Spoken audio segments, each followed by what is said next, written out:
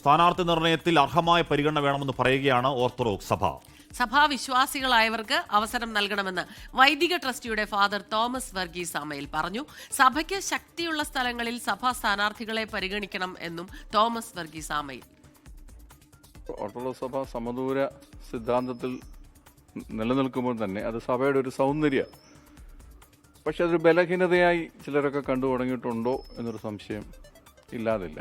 പലപ്പോഴും ഈ സഭയിൽ നിൽക്കുന്നതുകൊണ്ട് മാത്രം നമ്മളങ്ങനെ അവരെ അംഗീകരിക്കപ്പെടാതെ പോകുന്നു എന്നൊരു ദുഃഖം അവർ പലപ്പോഴും പങ്കുവെക്കാറുണ്ട്. അപ്പോൾ അവർക്ക് രാഷ്ട്രീയത്തിൽ ഇടപെട്ട് നിൽക്കുന്ന പ്രിയപ്പെട്ടവർക്ക് ഓർത്തഡോക്സ് സഭയുടെ ഒരു സാന്നിധ്യം ഉൾക്കൊണ്ടുകൊണ്ടുള്ള പരിഗണന ലഭിക്കണമെന്ന് വീണ്ടും ഒരിക്കൽ കൂടെ ആവശ്യപ്പെടും. എല്ലാ രാഷ്ട്രീയ പാർട്ടികളിലും അവരുടെ അർഹതയ്ക്കനുസരിച്ച് ഒരു അക്കോമഡേഷൻ കിട്ടണം, ലഭിക്കണം എന്നൊരാഗ്രഹ സഭയ്ക്കുള്ളൂ. ടോബി ജോൺസൺ ആ വാർത്തയുടെ വിവരങ്ങളുമായി ചേരുന്നു കോട്ടയത്ത് നിന്നും. Toby, good morning. അപ്പോൾ ഈ തെരഞ്ഞെടുപ്പ് വരുമ്പോഴേക്കും സഭകൾ, മതനേതൃത്വങ്ങൾ ഒക്കെ ഇത്തരത്തിൽ ഞങ്ങളുടെ ആൾക്കാർക്ക് സ്ഥാനാർത്ഥികളെ വേണം എന്ന് കർശനമായി പറയാറുണ്ട്. ആ പറച്ചിലിൽ ചെറിയൊരു ഭീഷണി ഉണ്ടാവാറുണ്ട്. ടോബി, അത് ഇതിലും കാണാം. Good morning.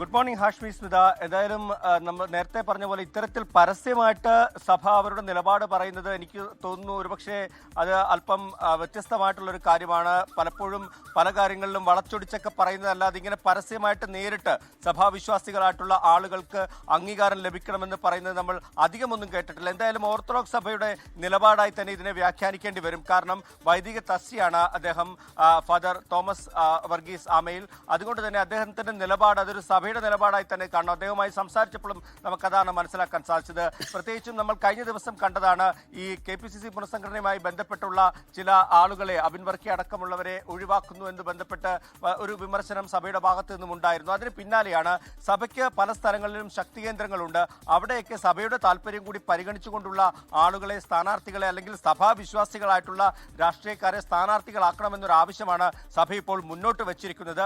അത് പരസ്യമായി തന്നെ അത് പറഞ്ഞിരിക്കുന്നുവെന്നും ഏറ്റവും ശ്രദ്ധേയമായിട്ടുള്ള കാര്യമാണ്.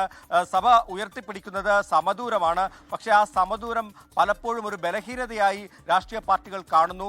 എല്ലാവർക്കും അംഗീകാരം നൽകുമ്പോഴാണ് അതൊരു മതേതരത്വം വരുന്നത്. അല്ലാതെ കുറച്ചാളുകളെ പരിഗണിക്കാതെ മാറ്റി നിർത്തുന്നത് ശരിയല്ല എന്നുള്ള നിലപാട് കൂടി സഭ മുന്നോട്ട് വെക്കുന്നു. എന്തായാലും സ്ഥാനാർത്ഥി നിർണയം ഒരു വശത്ത് രാഷ്ട്രീയ പാർട്ടികൾ തിരക്കിട്ട് നടത്തുന്നതിനിടയിലാണ് സഭ ഇങ്ങനൊരു ആവശ്യം കൂടി ഉന്നയിച്ചിരിക്കുന്നത്. നമുക്കറിയാവുന്ന പോലെ മധ്യ കേരളത്തിൽ ഇപ്പോൾ ചെങ്ങന്നൂർ, പത്തനംതിട്ട പോലെയുള്ള പ്രദേശങ്ങളിലൊക്കെ വലിയ രീതിയിൽ ഓർത്തഡോക്സ് സഭയ്ക്ക് സ്വാധീനമുണ്ട്, കോട്ടയത്തും എല്ലാം തന്നെ.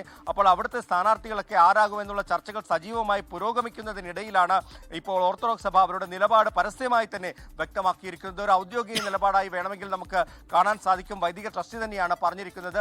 അതുകൊണ്ട് തന്നെ വരും ദിവസങ്ങളിൽ ഇതിനോട് രാഷ്ട്രീയ പാർട്ടികൾ എങ്ങനെ പ്രതികരിക്കുമെന്നുള്ളത് നിർണായകമാണ്. ചാണ്ടിയുമൻ അടക്കം ഇതിനോടൊക്കെ സ്ഥാനാർത്ഥി പട്ടികയിൽ വന്നിട്ടുണ്ട്. എന്നാൽ അതല്ല, അതിനപ്പുറത്തേക്കുള്ള പരിഗണന ലഭിക്കണമെന്നാണ് ഓർത്തഡോക്സ് സഭ വ്യക്തമാക്കുന്നത്. ഹാഷ്മി സ്മിത.